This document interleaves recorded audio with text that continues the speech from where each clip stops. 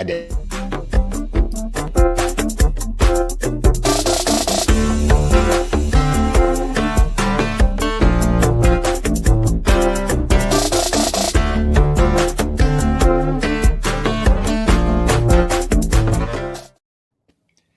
Hey, what's going on, everybody? It's New Year's Eve, and you are watching the Daily AI Show live, or perhaps listening to us.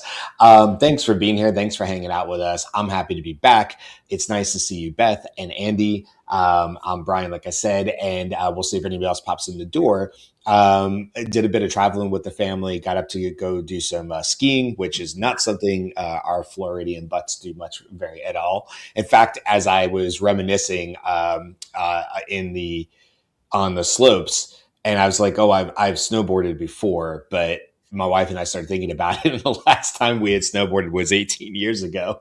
And no, both of us were like, that can't be right. So we did the math 3 or 4 more times.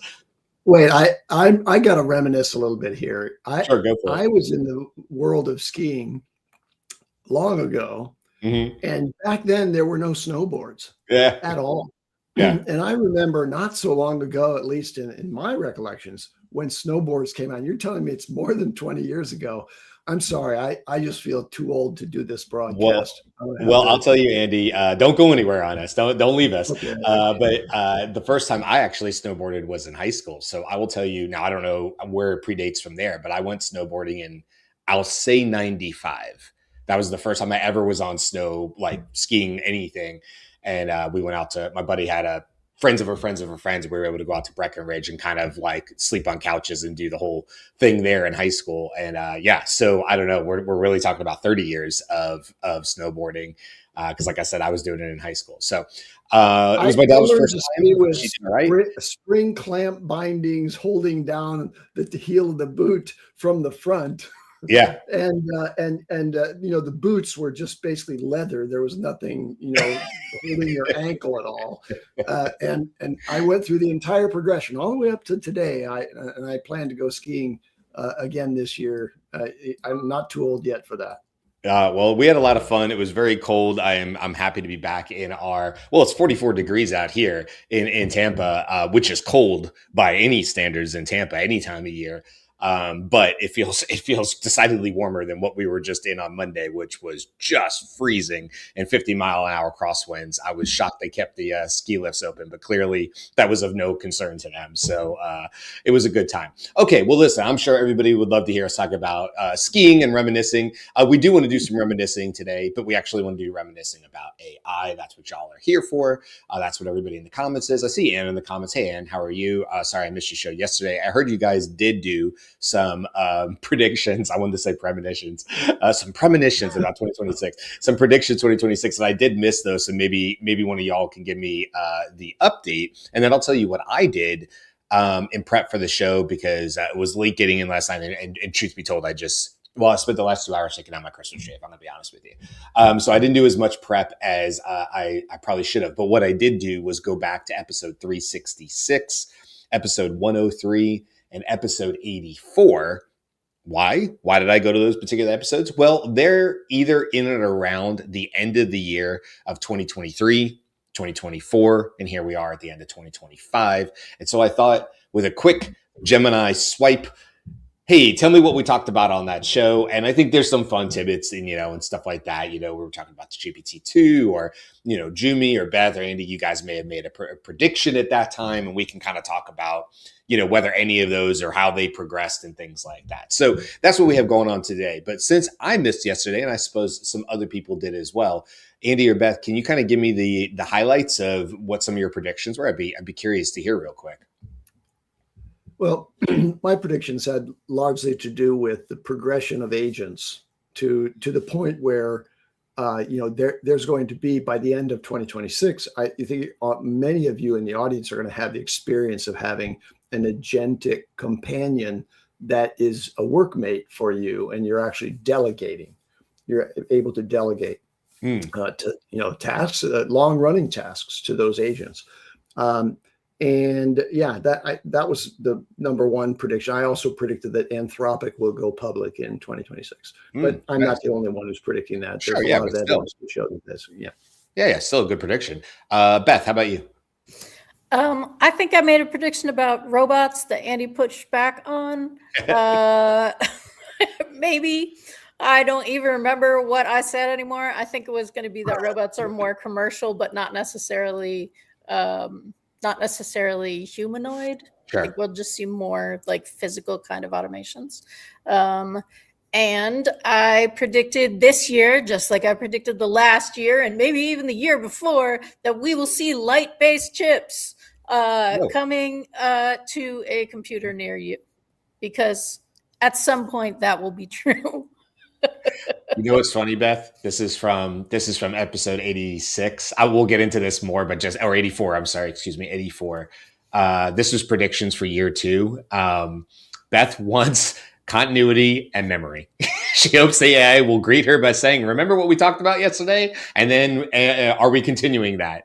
And so I just thought, based on maybe the last week or two, we had conversations about continuity and stuff, and I think it's fair to say we're farther along than we were in November or maybe December of 2023, clearly, but not quite there as far as a check mark, I would say. And yep, that one happened. So anyway, I thought that was fun. I mean, it did get better, Yes. right? Right, But exactly. Progression for sure. Yeah, I it's don't I mean I didn't come into this thinking like honestly thinking about predictions. So I'm trying to think if I have any off the top. I think Andy, I mean you both guys said stuff. I will tell you it was in a for those that are I don't know where they are outside of the South, but in the South, there's a gas station called Quick Trips. Racetracks, Quick Trips, they look very similar. QTs is usually they're just called QTs. And anyway, we popped into one North Carolina, South Carolina, or Georgia. It was one of those. And there was a little robot going around with eyes, blinking at you, cleaning the floor and looking up at you with his little robotic eyes. And my daughter got a kick out of that. Did you see the robot cleaning the floor? I said, yeah, it's kind of hard to miss it. It had eyes on it. It was telling us things and stopping to clean the floor or whatever. And it was dead silent. And it was just really, I had not gone into whether that's AI or not, it was just a robot. But I had never walked into a grocery store or a gas station and seen one before. So I thought, hey, that's interesting. It was definitely a first for me. I know that's a little more something you'd find in maybe a Seattle or San Fran, but wherever it was that we had it, it was pretty cool. So not really sure if that was AI or not. Other than predictions, well, I think we already see this. We already know this is happening. So this is sort of a poor prediction. By the way, Karl just joined us. I'll just throw mine out there. I mean, I definitely think 2026 is the last remaining brick, right? That's like putting any sort of presentations together. We just saw so much rapid advancement in the Google Notebook area. We just saw what happened with Manus and how they're like if you create PDF slides basically in Manus using Gemini 3 or Nano Banana, then they're editable. And then there was the other company that made the layers and or Quinn. Quinn could do the break it out to layers like Photoshop does.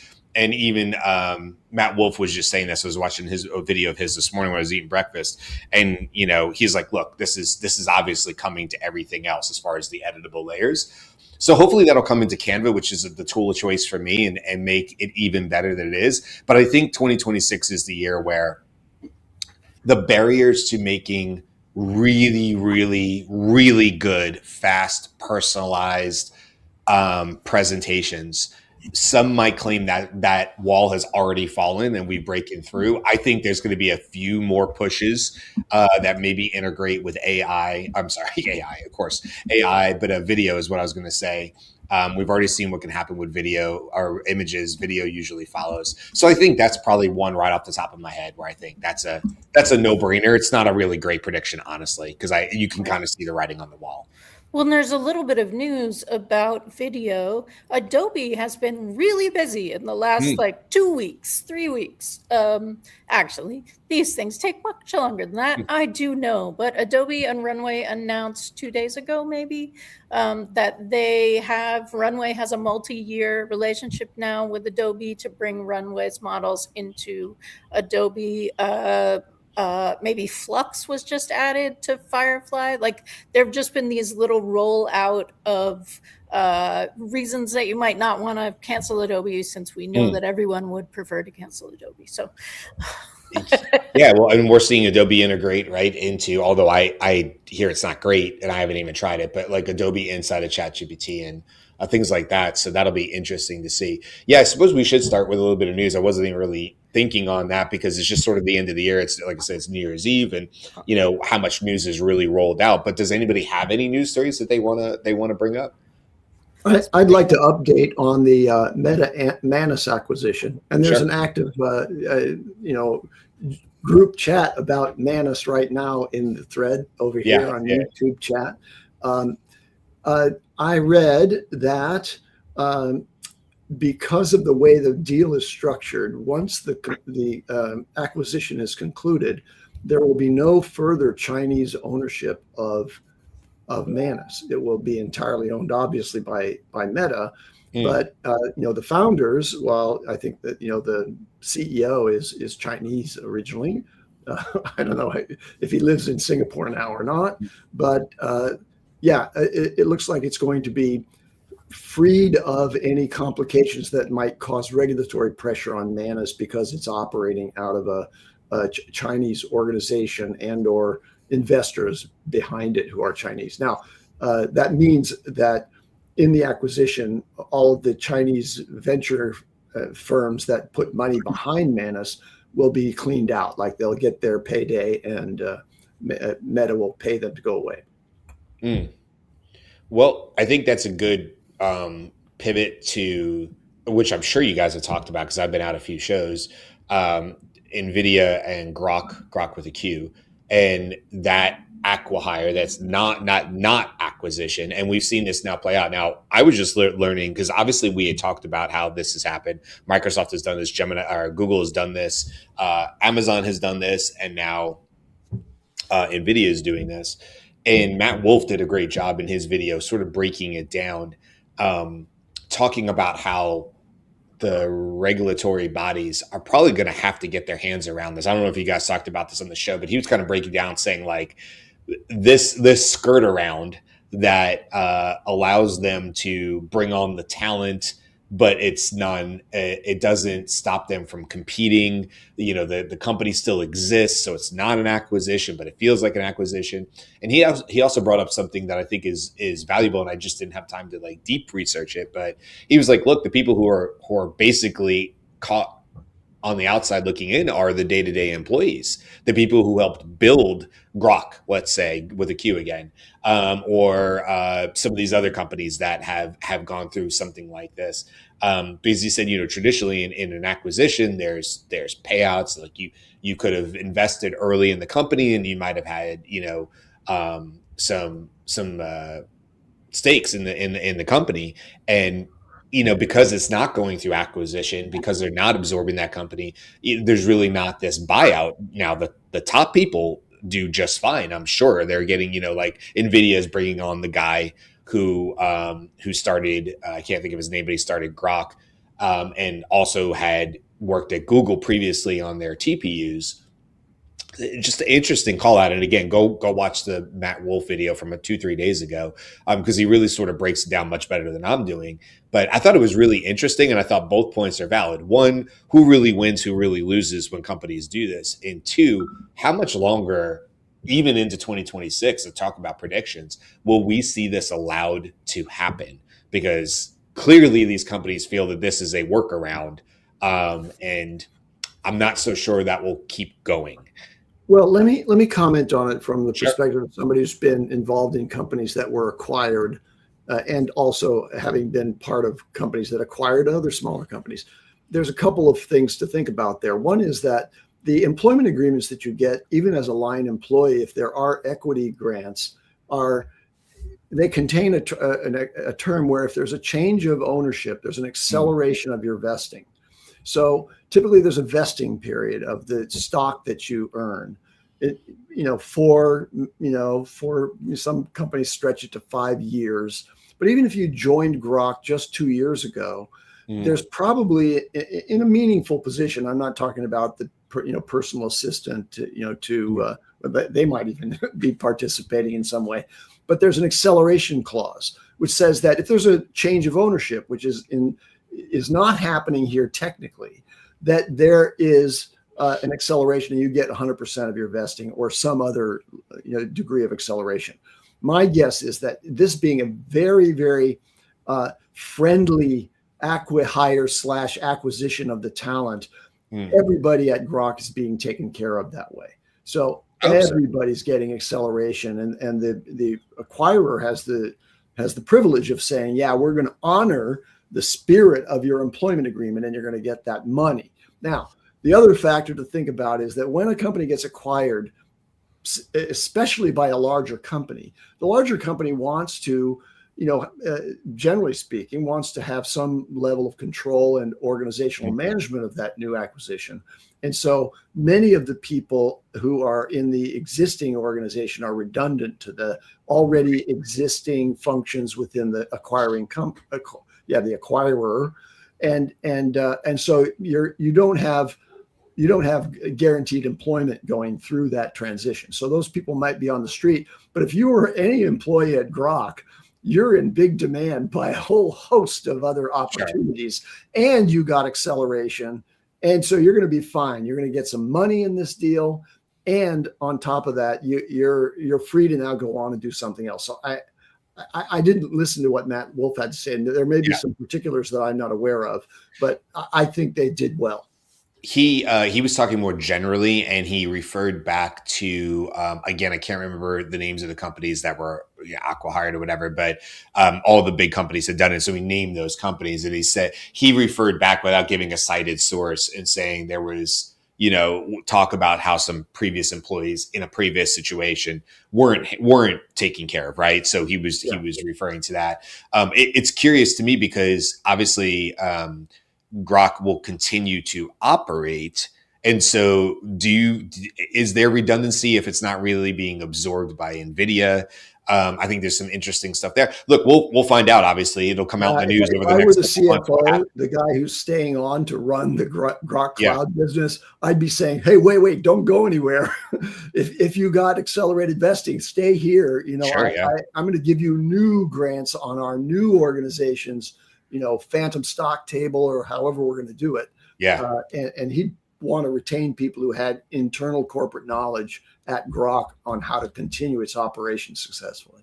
Yeah. And it's obviously a good marriage here with what NVIDIA can do with their chips and have been doing with their chips. But Grok, obviously, with what they're able to do from a cost perspective and inference perspective are really unmatched. I mean, there's other companies out there, I know, but that's really a match made in heaven because, the NVIDIA chips, as amazing as they weren't necessarily originally built to, run AI. And obviously Grok is very good at that. So, and also the guy that started Grok also built the TPMs at Google. So talk about having intelligence in your human intelligence in that organization in NVIDIA. Now, not that they were hurting, but that certainly can't hurt. But at NVIDIA, they've got a lot of big brains, globally. And now, but you've got the chief architect of TPUs and Grok, both of them really major advances in chip design and manufacture, and then maybe not the manufacturing side of it, but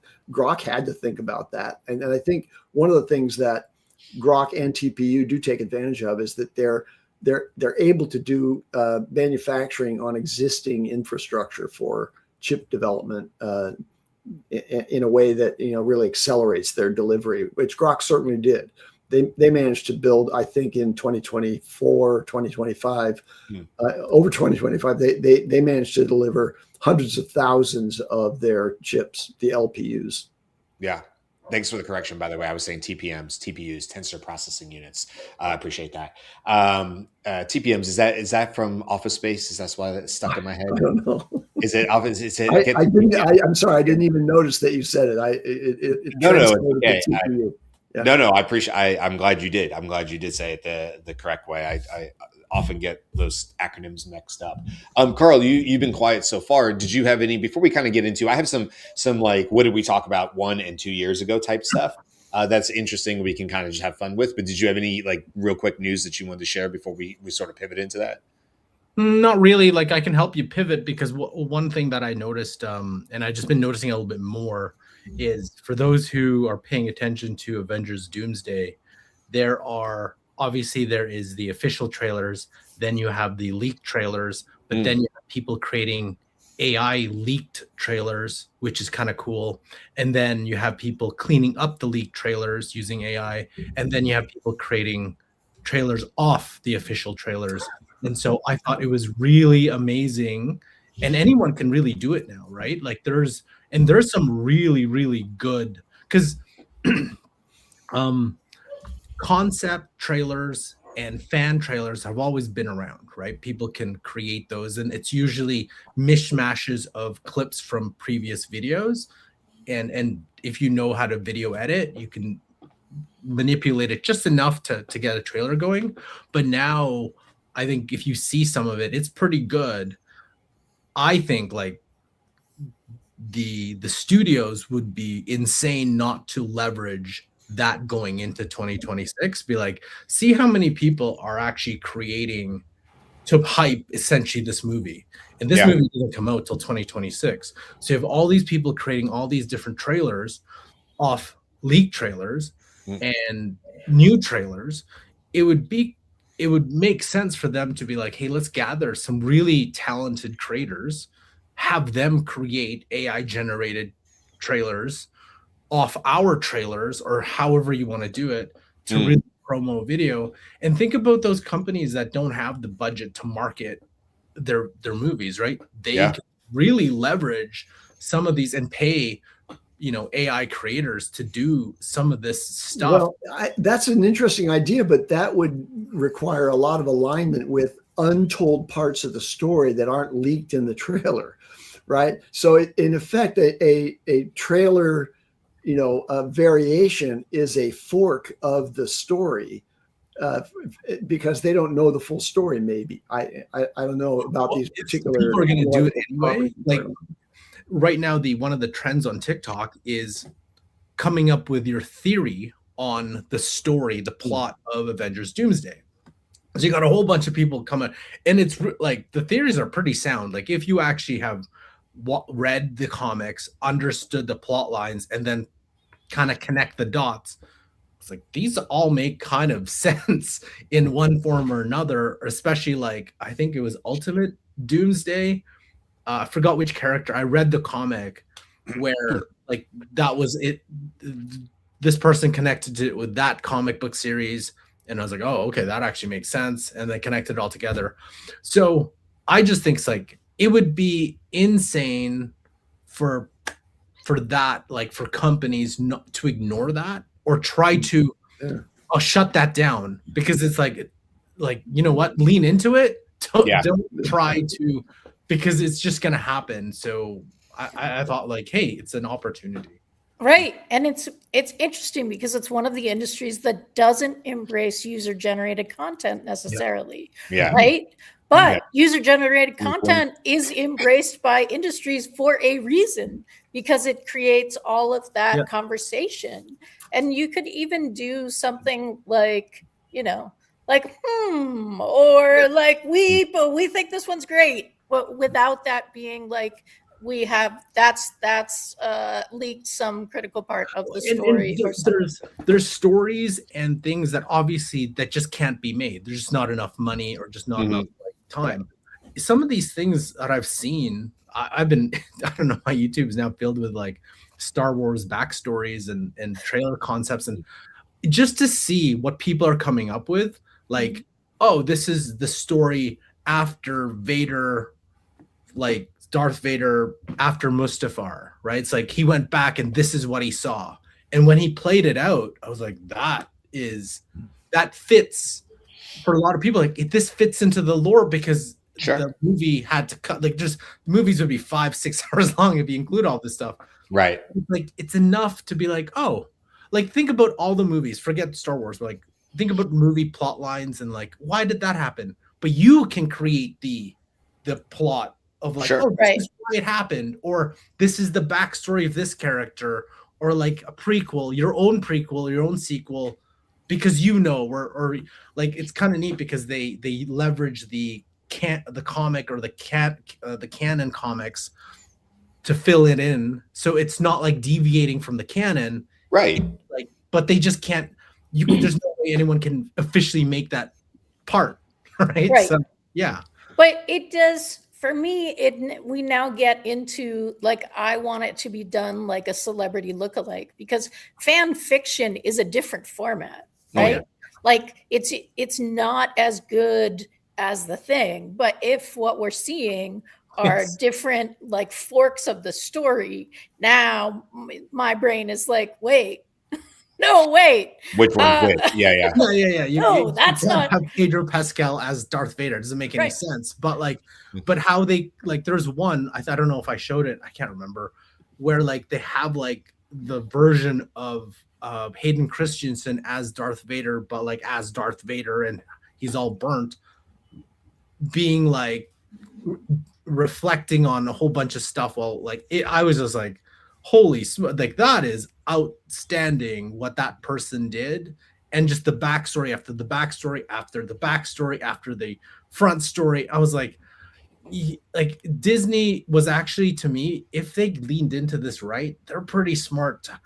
Some of these creators can create. They are leaning into this with their Sora connections. They are leaning into this. And I think this is really brilliant because you have, not only your big directors, you have smaller directors and stuff like that who have director's cuts who aren't official canon of any movie, right? They're just the director's cut there. They could be just longer, but also they could have slight alternatives to the story or plot line that didn't make the final cut. We know so much of editing lands on the, cutting room floor because of all sorts of reasons, good reasons otherwise, budget constraints otherwise. So I see this as perhaps and I feel like Gwen is kind of talking about this too in the comments. I'll bring up her comment in a second, but I feel like this could be a potential workaround. There's a huge stigma, obviously, against using AI in movies, although I guarantee you it's being used everywhere. That's just my opinion on that. Just like in music, I think it's silly to say like, we don't see it. And I'm like, yeah, okay, sure. You're not using it. But my point is you could be a director now, Karl, and say like, hey, like I'm curious. I'm curious what y'all think this is, right? So here's a plot line or whatever. Let's see who comes up with the best thing. And then people go out and they create sort of the fan fiction version of that or whatever. And, no, it's not the official story or whatever, but it's a great way for these studios to say like, hey, we're not using AI, but we think it's super cool that like our fans are using AI to be able to do stuff really cheap, but also produce stuff that a lot of people like. And I do think we're kind of seeing this we are seeing this with Disney. They literally said, hey, we will have a way for me, Beth, Andy, Karl, Jyunmi, right, to create content with Disney characters, but not the voices, and that we might see that created content on Disney Plus. And so that's very, very interesting. And they will not be the first or the last, rather, to do that. So yeah, 2026 is going to be really interesting from that side, because we're definitely at a point now, to your point, Beth, like, can you make it look almost indistinguishable? Well, to the casual fan, I'm a casual Star Wars fan. That's as much as I can say. So there's lots that could probably trick my eye with very little. I'm not going to catch it. I'm not going to catch that there was an inconsistency, most likely. I'm just not that level of fan. So there's lots of stuff that is Star Wars related that I might really, really enjoy that was fan created, just like today. The fact is, though, they can do it much cheaper and they can do it much faster. So I'm kind of for it. I don't know. Remember, like, even if you're like a casual Star Wars fan, I'm sure there are movie series or shows that you are a fan of, and you're like, you know what, I don't like the direction, or I wanted to forget the movies. Like, there's series like I'm a big fan of like The Rookie. I kind of like that show. So it's like, oh, I want, and we probably talked about this, but it's like, hey, I want more of a backstory of this minor character because I'm really a big fan of this minor character. Yeah, right. Why don't you? And it's more for you too. It's like, oh, I want to kind of create that backstory in like 10 minutes, and then you kind of do it and you're like, that's so cool. And I feel like that's what social could become, where like you'll have a whole bunch of people creating, and you're like, just like, to me, that's a $1 billion idea, is like creating a social network where all it is videos on popular movies or whatever, and that people are creating their own Right. backstories and stuff. Or even more so than that, every studio is sitting on quite literally thousands of shows that never made it to pilot, maybe made it to pilot but didn't make it past pilot, maybe made it 5 Or episodes and died. Canceled. The series were canceled. For all sorts of reasons. And nowadays you see them get moved and it gets bounced over from Fox, and FX picks it up. And sometimes they do really well. I mean, and Netflix has revitalized several series because of that. But who's to say, like, you're sitting on all this IP? Okay, studios, you don't like, you're saying we're not going to do anything with this, but let's figure out a way to monetize this for the studios that also gives access to people who might want to pick up that 5-run show and say, what if? Yes. What if this kept going and these characters? And somebody could probably have a lot of fun with that. And so the studio is going to be mad if that catches fire? Maybe they just turn around and greenlight it. I think it depends. I think it depends how much people are attached to their creation of the project, right? So if you bought like the idea of it and then it didn't change hands a bunch of times, that might be harder to go through. What we're talking about in terms of Marvel is not right, like that's gone through a ton of hands. There are a lot of people who were involved in making those decisions. But the other thing that I was thinking is there's a lot of Buffy the Vampire Slayer stuff that is like, no, they made a mistake. So this forks from like, no, it didn't get destroyed, or it didn't die, or whatever that is. Right. And that actually becomes this sort of really interesting place too. Like, because now you're not just doing the franchise piece. Wow. What's the dogs disagree? Full heart, full stop. We're not just doing the franchise piece. We are doing the we're doing like the fork of the franchise, right? Like, what if, I don't know, Willow wasn't evil? What if something, right? But you can have like every single show, right? Like the joke is always like, for people who watch the Coronation Street, who find that very boring, it's like, you can fork that thing to however you want to fork that thing. Imagine like this turning it into this.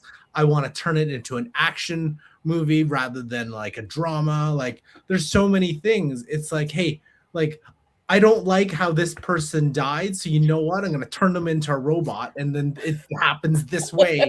And if people follow me, fine. If they don't, I don't care, because that's you're doing it for you anyway. Okay. Version of it, right? Yeah. Right.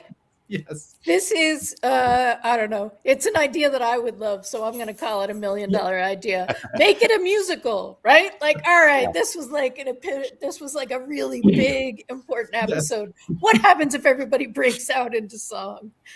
Or something? Yes. And it's just, and people will love it. This is, to me, where creativity is like, you can have fun in all sorts of ways, and if you do it correctly, and as long as people know, hey, it's AI, they'll be like, that's hilarious, that's amazing, and I think this is where you can really press your talent.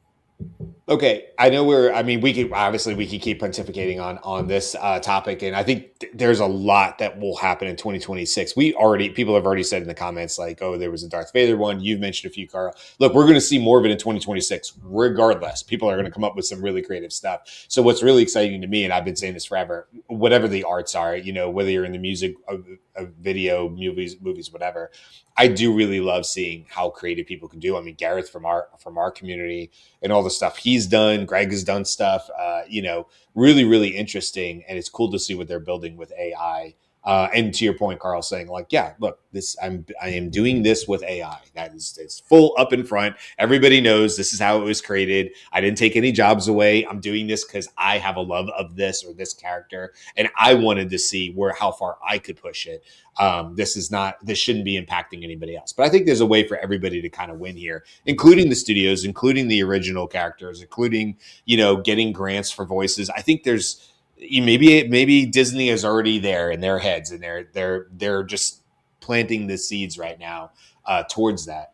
I wanted to, like, if I could just throw some things at you guys, and just for some fun conversation here. I mentioned at the top of the show that I have a couple summaries from 2 years ago. We've been doing the show two and a half now, I guess, and 630 shows ish, somewhere in that range. So we've talked a lot, and as Anne has always said very generously to us, that this is sort of a running ledger of AI through history, at least since we've started doing this show. Well, that's sort of the fun of this. And you guys saw what I was building with the website and all that stuff to make this even easier. For now, I literally just went back 2 years and went back a year and used Gemini to do some quick, grab the transcript from YouTube and then do some quick summaries. So that's how we got where we are. But I mentioned, Beth, this is back from 2 years ago. You talked about continuity and memory. Jyunmi had predicted OS integration. He envisions a future where you don't log into a website. AI is simply an always on layer that of the operating system across devices. AI will be wearing you, was a quote from him. Now, I think that's a nice little prediction because of all the things we've seen from Comet and all the integrations. That's not necessarily an OS, although we know that's coming as well. But certainly Jyunmi was on target for like the things like Comet and sort of an always on AI. I think we have that basically in a lot of ways. And so I love that prediction from him. Andy, you were focusing on reasoning and agency. It says you expected the model to develop a, quote, in context learning where it can reason through objectives and act as an agent to complete complex tasks. Damn, Andy, from 2 years ago, we were nailing that. I mean, come on. That's pretty dead on. Aaron was saying he expects significant improvement in video, voice, and graphic capabilities. Yeah, of course. I said I had a practical wish for a search bar within the chat history to easily find previous conversations, and that does exist. So it was good stuff. And funny enough, at the bottom it says we tease the next episode we're going to be talking about Q Star. So 2 years ago we were discussing what is Q Star? What is it going to be? There was some issues we talked about on the show as far as like there was a poem glitch. If the user was using GPT 3.5 to repeat the word poem indefinitely, it would eventually break the model's guardrails and start spitting out raw training data, including personal identifiable information like phone numbers and Zoom links. I don't remember this particular story. Beth, do you remember, or does anybody else remember the poem glitch?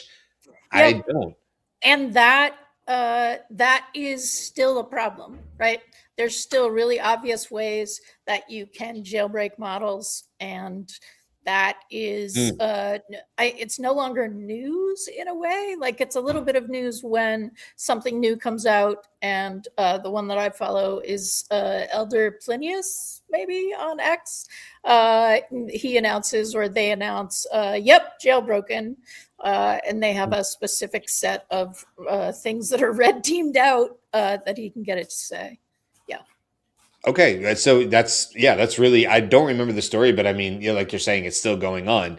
Now, Beth and Andy on here, there's one from Jyunmi as well. And not me or Karl. I don't know. Maybe we just didn't add anything, but these were your aha moments that you mentioned 2 years ago. Beth, you shared you shared a personal email from December 10th, 2022, where you told a friend you had just had the best conversation of my life regarding workshop ideas and marketing copy. So I think that's really cool. Andy, you said you recalled using Jasper, built on OpenAI's API in 2021, but noted that November 30th, 2022 was the moment AI learned to speak to us naturally and was delivered to the masses. So I think that's kind of fun from that show. And then we did a Wayback. I guess I had done a segment where I did a Wayback Machine on OpenAI's website. I kind of remember doing that, actually. I wouldn't have guessed that was 2 years ago, but we did that. Around the same time, this was maybe like 20 episodes later. So episode 103 from December 27th. So almost 2 years ago. Here's something I would not, if you would put this in trivia, I'd say no. Johnny Ive and OpenAI collaboration. Reports surfaced that Apple's former chief design officer Johnny Ive is collaborating with OpenAI CEOs Sam Altman, blah, blah, blah. That's from 2 years ago. They've been talking about this for 2 years. Obviously, we talked about it on the show. But there's something that's blowing my mind, because although I'm fully aware of that story, and we've certainly talked about it on here about what they might be creating, and no, it's not a phone, but it's an AI device. It's going to be like a human pin, something different. We don't know. Is it a wearable? But I would not have guessed that that we were talking about this as news 2 years ago. Does that ring for you guys? Do you feel like, yeah, that Johnny Ive stuff's been going on? Does it feel like 2 years to you guys? Because it doesn't to me. Anybody? No, it doesn't feel like 2 years, but then again, I can't remember. Everything's going so fast. I can't remember even like last year, like what was moving and what kind of happened. Like it felt like even the release of 01 was like, I was like, what? That was, it feels so far away, but it actually wasn't. Like 03, right? Feels so far away, but it actually wasn't. That was a 2025 thing, right? Would you say 03? Yeah, 03 then to GPT-5, right? It was like, what happened? Like it feels so far away, but it isn't. Yeah. It's kind of, yeah. There's a list on X of all of the things that were released in 2025. And you would think that it was a 3-year list. Yeah. Right? Yeah. I agree with you. By the way, we also did talk about the Humane AI pin. Andy, you had discussed that. You noted that it had an awful high entry cost of $700 and $24 a month subscription, and questions its value proposition compared to existing smartphones. Well, I think you were rightfully concerned about Humane, the AI pin, because we all remember the implosion that happened there. Marquise Brownlee's video on it, as well as others. OpenAI had a valuation at that time, this is again 2 years ago, of $100 billion valuation, compared to where they are today, making it at that time the second most valued startup behind SpaceX. So $100 billion valuation 2 years ago. And then just real quick, if we just jump into, now we're warping forward 1 year. So now we're right around a year ago. Key themes and predictions, mixture of agents came up quite a bit. Andy predicted rather than one all-powerful personal assistant, we will see crews of agents. These distinct agents will form a council to interact with one another to solve complex tasks collectively. And I feel like that's sort of, would you say, Andy, is that still in line for what you were talking about for 2026? I think that's what Manus and GenSpark are. Yeah, I would agree. I think that's great. Too. Yeah, right? Claude Code. Right. You could create sub-agents in Claude Code, and then the Claude Code's center agent, if you will, the one you're talking to in terminal, that one calls upon those agents as necessary. Yeah, I would agree. I think that's, so that I would say, yes, that prediction absolutely was a good one. I had said agentic workflows will become mainstream. I don't know about that. I don't think agentic workflows are mainstream.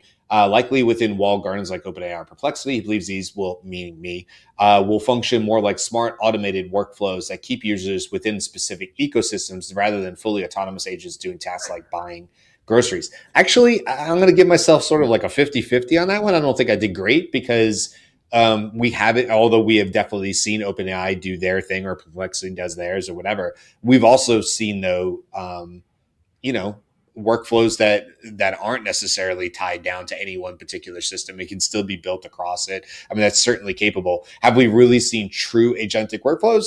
I mean, I build these things all the time. And although I've seen some really good things, I've either been a part of building them or I've seen other people build them that weren't, that I just was witnessing. I don't know that I've seen anything that I'll put my finger on and go, I don't know, that's sort of agentic because of the way that it's predicting future use cases, the AI being predicting future use cases and making prescriptive moves based on new scraped data or reoccurring or whatever.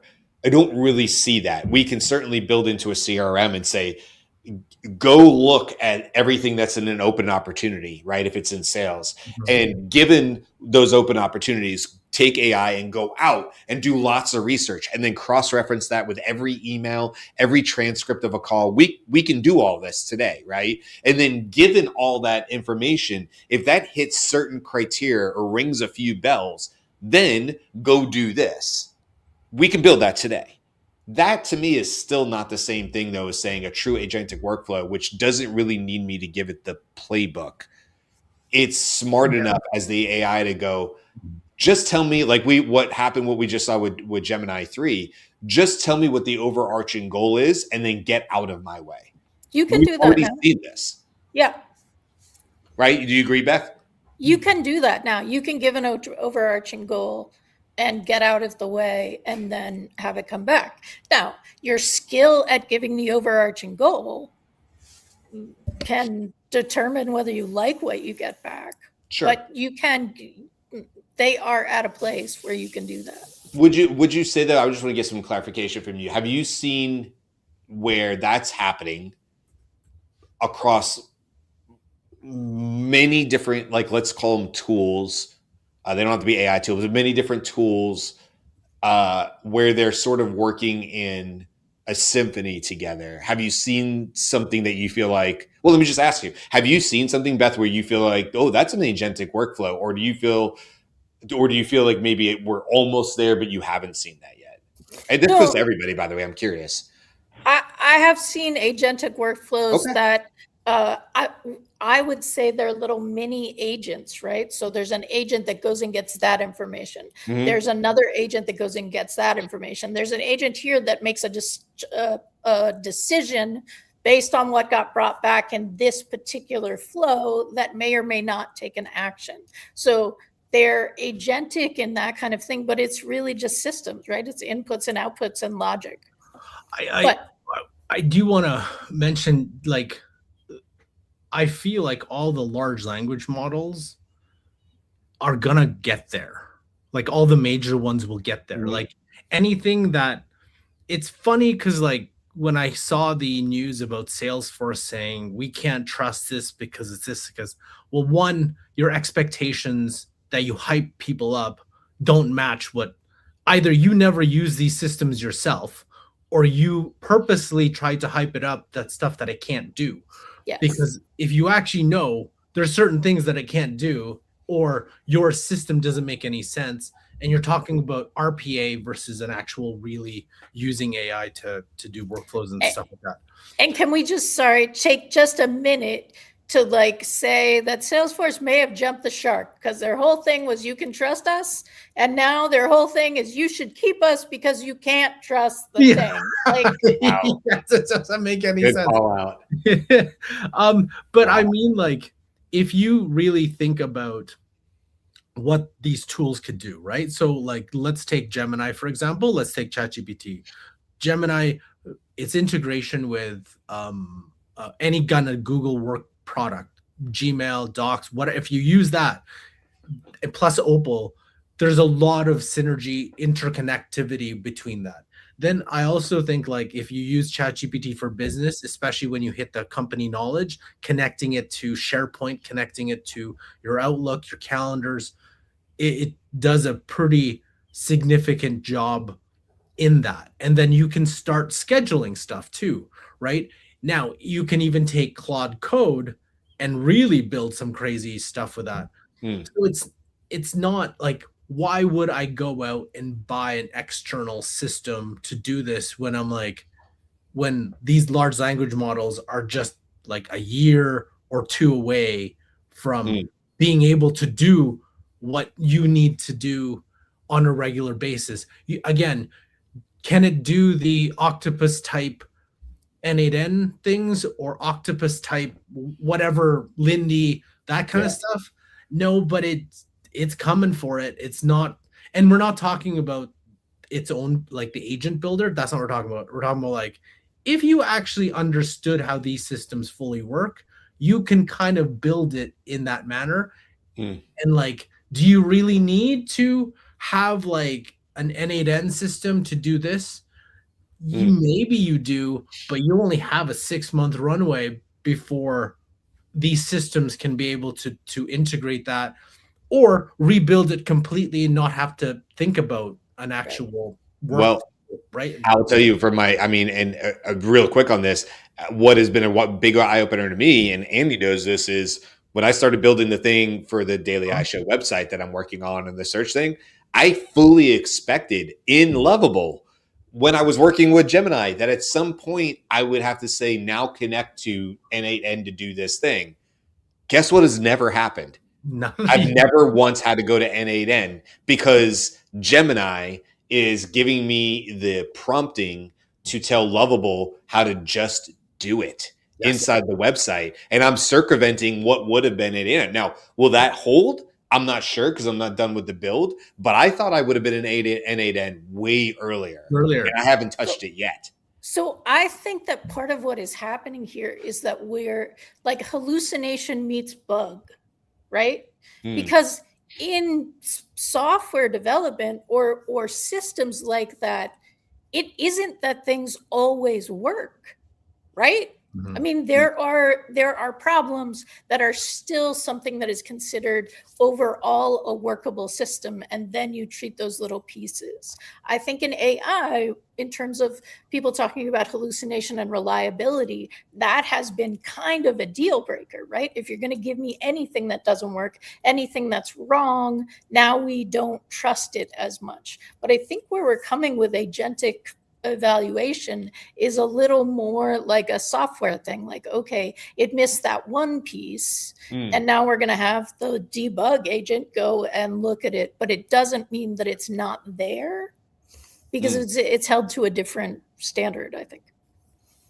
Andy, before we move on, I'd be curious just real quick on this one, and I'll bring up one or two more here, and then we can sort of wrap things up. But agentic workflows, we just want to bring it back to you because we didn't hear from you. Do you, same question that I asked Beth, do you believe that you've already seen it?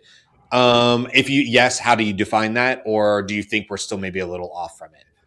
Well, what trips me up is the use of the word workflow there. Like, okay, have I seen agentic behavior in the agentic model that's supporting me as I do my workflow in interaction with it? Yes, I've seen that. Have I codified a specific workflow and seen that it has components like an agent LLM within an N8N sequence? No. So setting aside the terminology about a workflow, yes, I've seen agentic work, and I think Karl, you actually did a demo on the show here recently, within the last month or so, where you showed Claude Code extensively, and you articulated multiple agents within the Claude Code implementation that you were doing, and it was for a client. Yeah, that's clearly, the super agent, like in GenSpark, you talk to the super agent and it has all these other capabilities that are sub agents. It's a mixture of agents architecture. I think Claude Code is very similar to that. And so you showed that you could talk to Claude Code conversationally and it would call upon the sub agents without you having to specifically nominate one of them as necessary in that process. So you give it an objective and it takes advantage of an agent that you defined previously. And that's what I think, whether you use Codex, because it could do that, whether you use Claude Code, I believe I'm annoyed at anti-gravity because of the stupid rate limits that I'm hitting, but I believe that can do it too. And I think like part of, I missed yesterday's show, but like my prediction is that like that gets leaned in on, and then you have brand new OS, which we know that the hiring of, who did OpenAI hire from Shopify, one of the VPs, he literally said, I am trying to build a new OS in this whole system. So I was like, it's inevitable that we will get some sort of that capability to be able to control my computer to do certain things. And like, that is the big piece right now, that unless most of these systems are all cloud, right? It's like, oh, connect your Gmail to this. It's like, no, a lot of people still use their local drives. But if you can connect both, like an MCP to whatever plus connecting local drives, that is like true. Here now I have an agent to make, hey, I need you to go do this. Oh, I'm going to search your local drive first. Oh, I'm going to go the internet. I can do both. That Right. Yeah. whoever Which is an LLM plus web, right? Yes.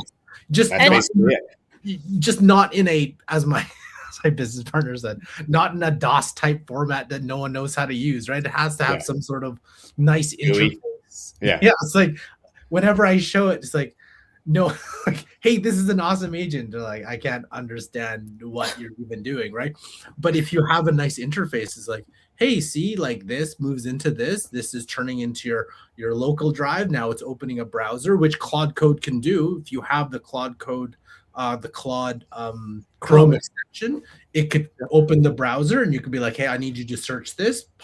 It pops open. It's crazy because I'm just seeing it, and then it's like, it's much slower than OpenAI's agent. It much slower. It kind of gets to the same thing, but anyway, it can do it. So it's like, it's not too hard to connect the dots to all these things. Well, but we'll talk about this at another show, I'm sure. But to your point, the latest information about who OpenAI wants to hire is a preparedness person. And if you see the job description, it's like, this will be a very difficult job. We're doing all kinds of things that people will be very upset about, and you will be in charge of handling everything related to that.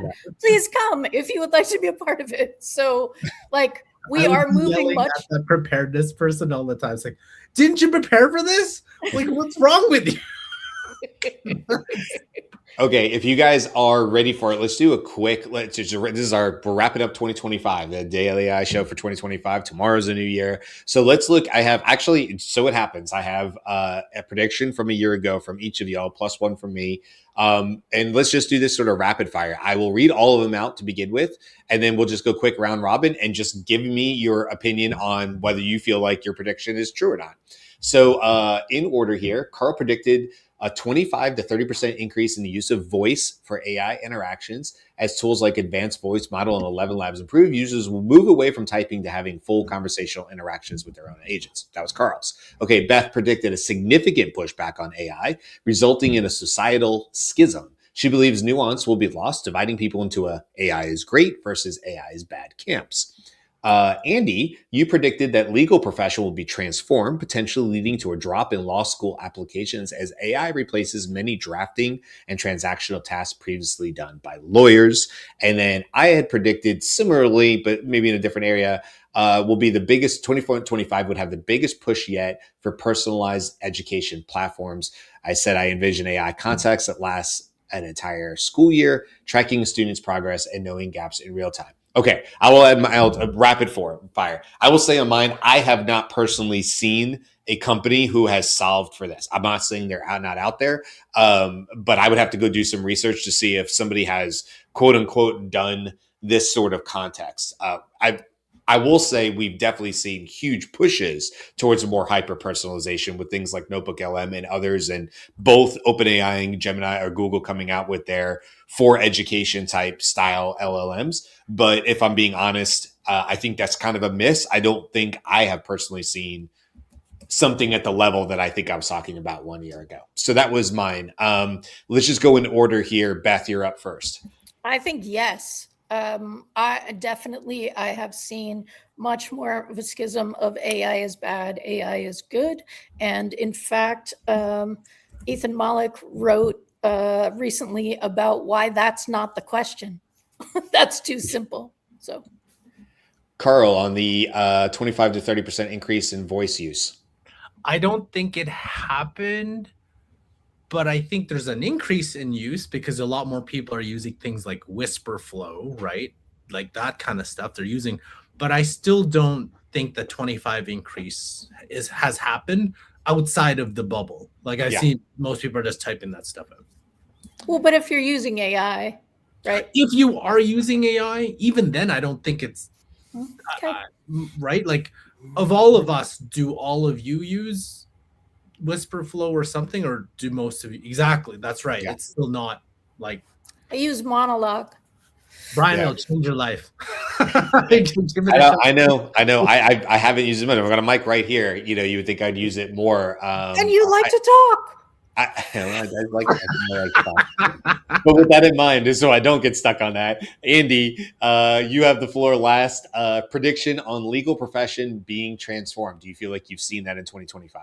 No, no. In fact, 2025 data shows rising applications, and they did not decline in 2025. In fact, there was an 8% jump versus the prior year, and about 13% above 2023. So it has not deterred people from entering the legal profession. I know.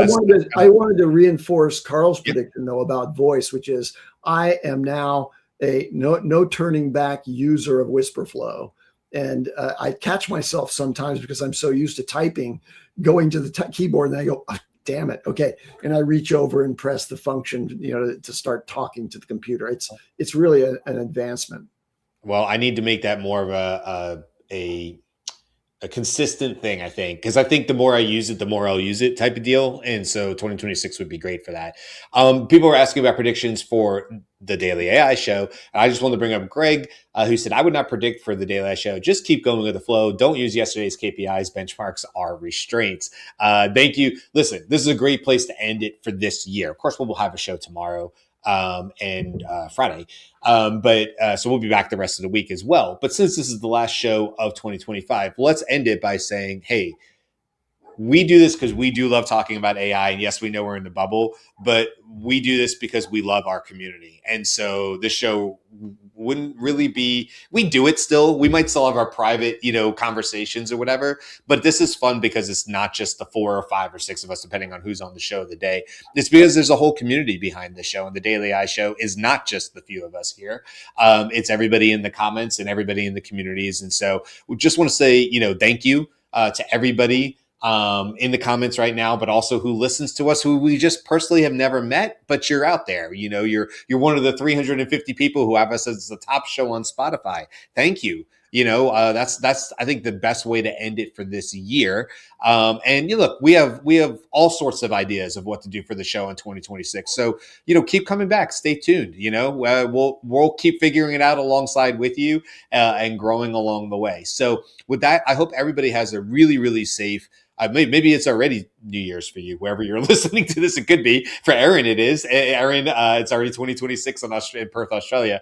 But regardless, I hope you guys have a safe, happy New Year's. Be safe out there. Don't be on the roads unless you have to be. A bunch of dummies out there. And we will see you in 2026. Everybody, have a great day. Aloha. Mm-hmm.